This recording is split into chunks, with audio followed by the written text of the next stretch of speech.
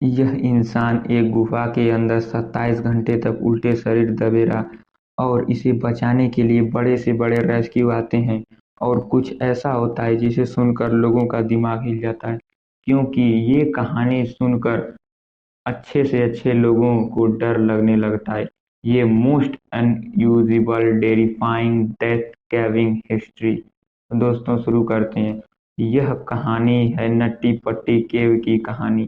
24 नवंबर 2009 के दिन अमेरिका के यूटा में रहने वाले जॉन एडवर्ड नाम का 26 साल का लड़का, जो कि अपनी जॉब से सीधा छुट्टी लेकर अपने घर यूटा पहुंचा, और वहां जाकर जब वह फैमिली से मिला तो सभी फैमिली वालों ने मिलकर प्लान बनाया कि क्यों ना वह इस वेकेशन को अच्छे तरीके से मनाए, और फिर वह नट्टी पट्टी केव एक्सप्लोरर करने का प्लान बनाते हैं। और यह प्लान उनके लाइफ का सबसे खौफनाक डिसीजन होने वाला है। तो सभी घर वालों का प्लान होता है कि 24 नवंबर की रात 8 बजे नट्टी पट्टी केव को एक्सप्लोर करने जाएंगे। वहां जो होने वाला था यह कोई सपने में भी सोच नहीं सकता था। हालांकि जॉन इस केव में पहली बार जाने वाला था, लेकिन इसे थोड़ा बहुत केविंग का एक्सपीरियंस था, क्योंकि वे अपने छोटे भाई के साथ बचपन में केविंग किया करता था। केव में एक ऐसे सेक्शन है जो कि काफी चैलेंजिंग है, जैसे कि बर्थ कैनल कहा जाता है, जो कि बहुत ज़्यादा नैरो और टाइट है, जिसकी वजह से वहाँ एक्सपीरियंस केवर भी अपनी बॉडी को स्विच करके निकालने में असमर्थ रहते हैं। किसी के हिप्स और शोल्डर वहाँ फंस जाया करते हैं, और जितना भी वह कोशिश कर लें नहीं निकल पाते हैं, और निकालने के लिए रेस्क्यू टीम की ज़रूरत पड़ती है। और इसी वजह से इस गुफा को बंद कर दिया गया था सालों पहले। और यह नट्टी पट्टी केव 2009 की री ओपन हुई थी, कुछ नए नियमों और रूल्स के साथ। रूल्स यह था कि केव के अंदर जाने से 21 दिन पहले अथॉरिटी से परमिट लेनी होगी, और केवर के हर एक ग्रुप में 2 एक्सपीरियंस केवर होना कंपलसरी था।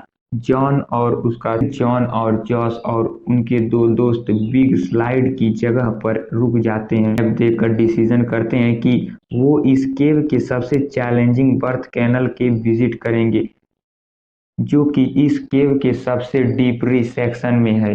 यह इतना टाइट है कि सिर्फ कुछ ही लोग इसे केव को क्रॉस कर सक पाते हैं, और यह माना जाता है कि यह सबसे लॉन्ग टाइम पैसेज है। और अगर इसे क्रॉस कर गए तो एंड में एक और लंबा टाइट पैसेज आएगा, और अगर उसे भी क्रॉस कर गए तो एंड में छोटा सा थोड़ा सा रूम मिलेगा, जहां टर्न होने का मौका मिलेगा, और फिर वहां से टर्न होकर वापस आ सकते हैं।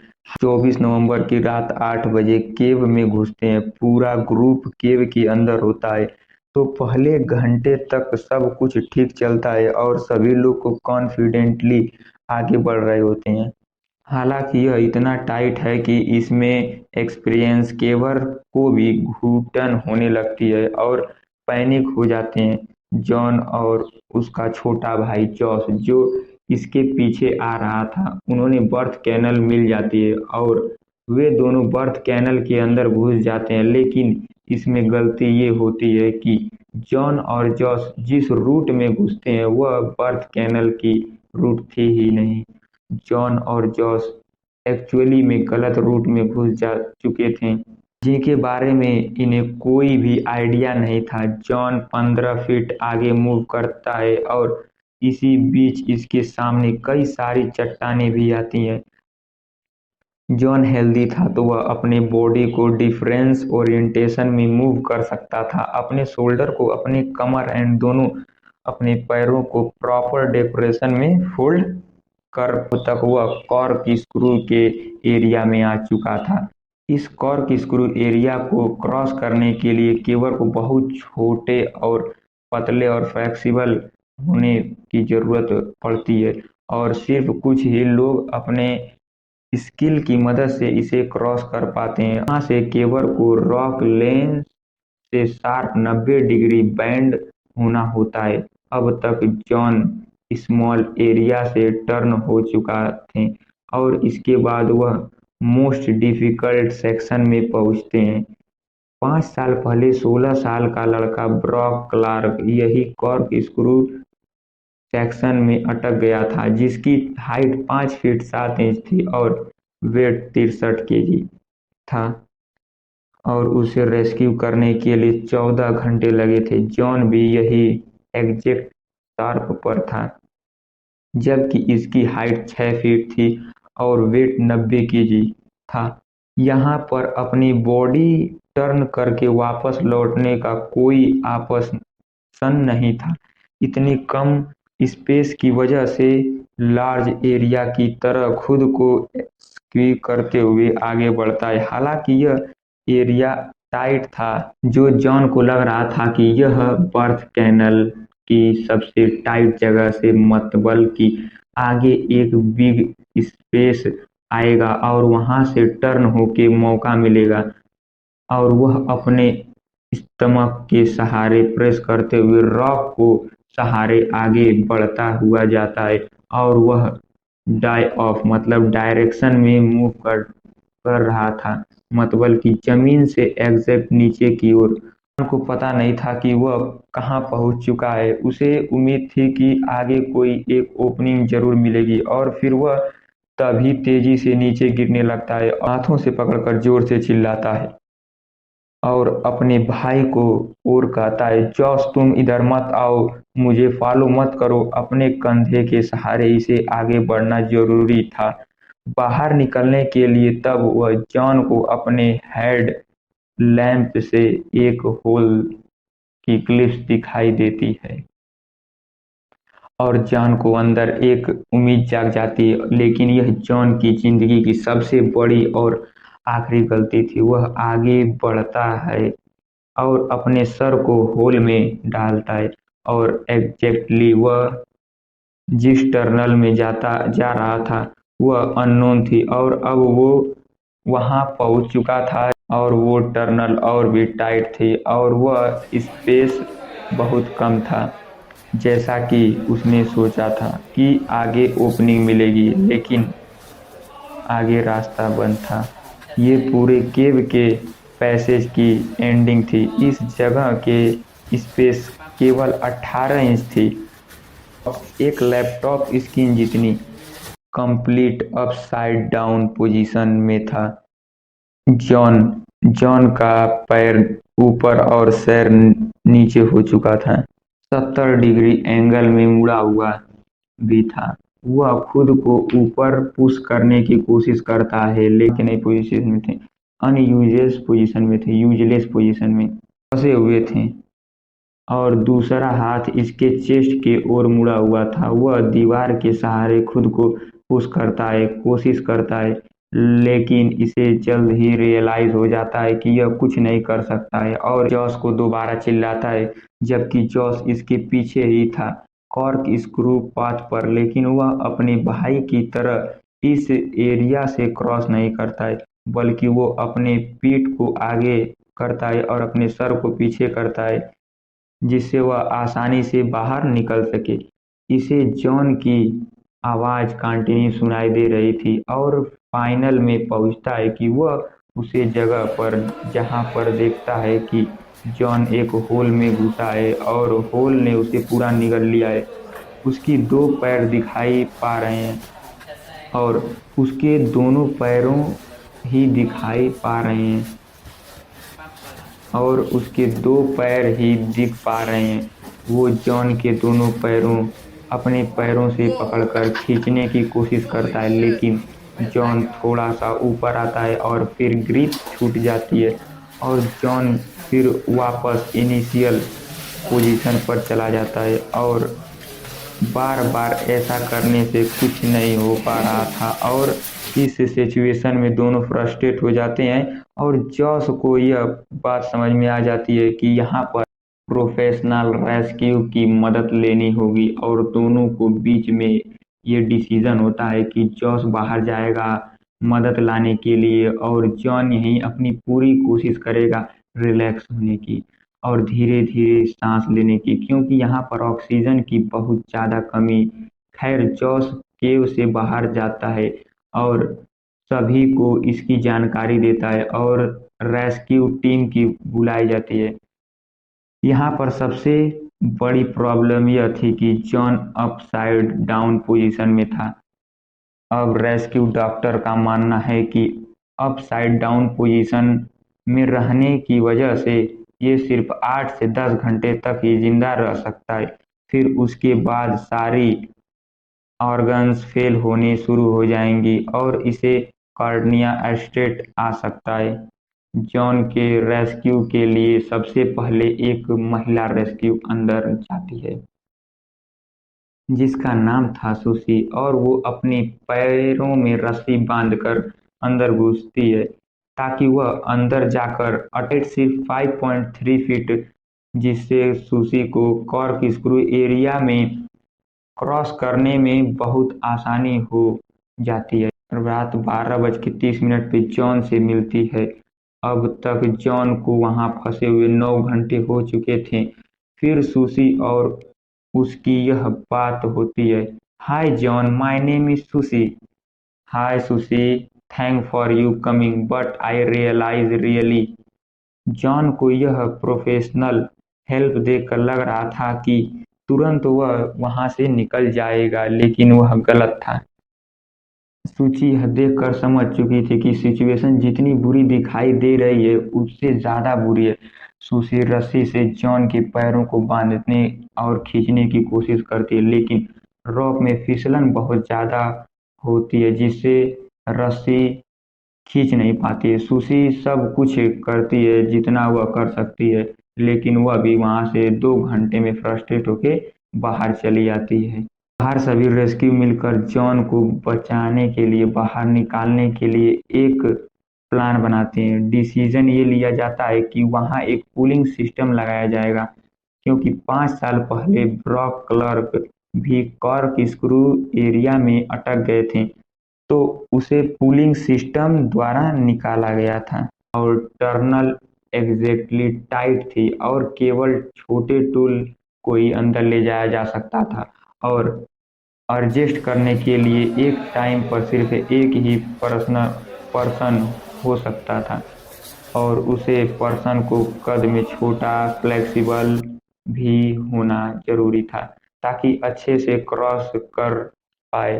कूलिंग सिस्टम को लगाने में घंटों टाइम लग रहा था। इसी दौरान केवल जॉन से बात करके जॉन को रिलैक्स करने की कोशिश भी कर रहे थे। जॉन को वहां अटके अब 12 घंटे हो चुके थे और वहां पूरी रात साइड डाउन पोजीशन में रहकर गुजारता है। बॉडी की एक फिजिकल लिमिटेशन होती है, ऐसे पोजीशन में रहकर रहने के लिए वो लिमिटेशन को भी पार कर चुका था। उसकी 90 किलो की शरीर जो ग्रेविटी के प्रेशर से लड़ रहा था, उसके ब्लड सर्कुलेशन में गड़बड़ी होने लगी थी और धीरे धीरे इसकी सांसें रुक रही थी। पूरी रात यहाँ बिताने की वजह से लंग्स काम करना बंद हो गए थे।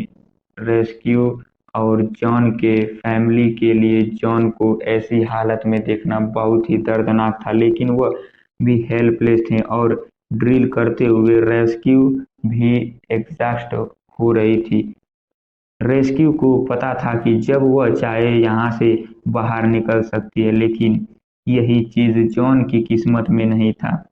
वह परेशान था और अपने चेस्ट को एक्सपोज करने की कोशिश कर रहा था ताकि वह अच्छे से ऑक्सीजन ले सके। वहाँ हवा में ऑक्सीजन का कंसंट्रेशन भी कम हो रहा था, और अब इतना टाइम बीतने के बाद जॉन के पास एक वाइड टेलीकॉम लगाया जाता है। से जॉन की वाइफ इवली इवली बात करती है और जॉन को इनकरेज करने की कोशिश करती है, और जॉन भी उसे अपने वाइफ को दिलासा देता है कि मैं यहाँ से जल्द ही बाहर निकलूंगा और सब कुछ ठीक हो जाएगा। अब तक शाम के 4 बज चुके थे और जॉन के यहाँ 18 घंटे पूरे हो चुके थे और अब कूलिंग सिस्टम भी लग चुका था। और मूव करने के लिए तैयार था। एक रेस्क्यू जिसका नाम था रियान था, वह केव में घुसता है और जॉन के पास पहुंचता है और फिर वह उसके पैरों को रस्सी से बांध कर खींचता है और लेकिन जॉन के पैरों में बहुत ज्यादा दर्द होने लगी थी। जबकि वह खींचे खींचे तो जॉन उसे रोकने के लिए कहता कि इसकी नस अब अल्ट्रा सेंसिटिव हो चुकी थी और फिर वह दोनों कुछ टाइम के लिए रुक जाते हैं और फिर वह दोबारा कोशिश करते हैं और अब तक ऐसा कर के कूलिंग सिस्टम अब काम कर रहा था। जॉन अब ऑलमोस्ट इतना ऊपर उठ गया था कि वह अब रियान को देख सकता था। रियान जॉन को पीने के लिए एनर्जी ड्रिंक देता है। इसी तरह अब तक 19 घंटे बीत चुके थे। ये चीज बहुत स्लोली हो रही थी और काफी एफर्ट भी लग रहा था।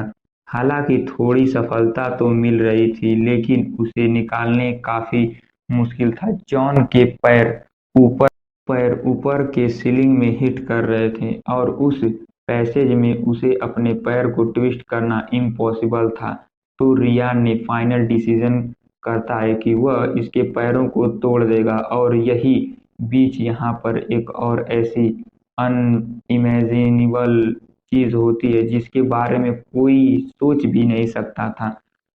पुलिस सिस्टम फेल हो चुकी थी। एक बोल्ट जो जॉन के ऊपर ड्रिल किया गया था वह दीवार में से निकलकर रियान के सर पर जाकर लगता है जिससे रियान वहीं बेहोश हो जाता है और जॉन वापस नीचे गिर जाता है। अब जॉन का कोई आहट भी नहीं आ रहा था। ये मूवमेंट जॉन की फाइनल किस्मत था। अब शायद वह कभी बाहर नहीं आ सकता है। रियान जब होश में आया तब उसे के सर से खून बह रहा था। वह पूरा कंफ्यूज हो चुका था कि यहाँ पर क्या हुआ। खैर, रियान को वहां से बाहर निकाला गया और हॉस्पिटल भेज दिया गया। उसकी जगह पर उसको निकालने के लिए उसके पिता डेव केव में जाते हैं और टूटे हुए कूलिंग सिस्टम को सेट करने में 1 घंटे लग जाते हैं। डेव में रस्सी से जॉन की बॉडी को बांधते हैं लेकिन डेव वहां जितनी देर भी रहते हैं उससे जॉन का कोई रिस्पॉन्स नहीं आ रहा होता है। यह पूरा ऑन ऑपरेशन जॉन के बिना हेल्प के नहीं हो सकता था, पॉसिबल ही नहीं था। एक 90 किलो का इंसान केवल केव से बाहर नहीं निकल सकते हैं बिना उसकी मदद के और वह खुद ही 15 मिनट तक वहां अटक गए। आखिर में वह भी परेशान हो जाते हैं और थक हार कर वहां से बाहर आ जाते हैं। अब नए रेस्क्यूअर की जगह पर बैंड कोल्ड्स एक नए रेस्क्यू के तौर पर उसकी जगह लेते हैं और फिर इन बैंड जो देख पा रहा था वह इवली नहीं देख पा रही थी। कुछ घंटे पहले तक जॉन के सांस लेने की आवाज आ रही थी लेकिन अब उसका कोई रिस्पॉन्स नहीं हो रहा था। रेस्क्यू टीम एक ग्रुप डिसीजन करती है शायद जॉन मर चुका है और पैसेज में मेडिकल कॉन्फरेंस के लिए भेज दिया जाता है और कंफर्म हो जाता है कि जॉन मर चुका है। 25 नवंबर की रात 11:56 में ऑफिशियल कंफर्मेशन कर दिया जाता है कि जॉन मर चुका है। 120 रेस्क्यूअर ने बैक टू बैक 21 नहीं 24 नहीं 27 घंटे मेहनत कर लेकिन जॉन को बाहर निकालने के लिए जॉन के अपसाइड डाउन पोजीशन होने की वजह से यह इम्पॉसिबल। जो भी रिस्क्यू अंदर जॉन तक गए थे जानबूझकर ऐसे जगहों पर मदद करने गए जिसके बारे में उन्हें खुद नहीं पता था वो कितने रिस्की है। उसी में एक रेस्क्यूअर बताता है कि यह उसके 29 साल की रेस्क्यू की टफेस्ट रेस्क्यू थी। वो इसमें रेस्क्यू में हार गया। अथॉरिटी पूरी कोशिश कर रही थी जॉन की बॉडी को केव से बाहर निकालने के लिए लेकिन बातचीत करने के बाद डिसाइड किया जाता है कि यह करना रेस्क्यू टीम के लिए काफी डेंजर होगा और फाइनल में डिसीजन लिया जाता है कि जॉन की बॉडी हमेशा के लिए वहीं दफन रहेगी। गुफा को कंक्रीट से सील कर दिया जाता है। एक हफ्ते बाद पूरी नट्टी पट्टी केव को हमेशा के लिए सील कर दिया है। अगले वीडियो में, तब के लिए वीडियो को लाइक कीजिए और चैनल को सब्सक्राइब कीजिए।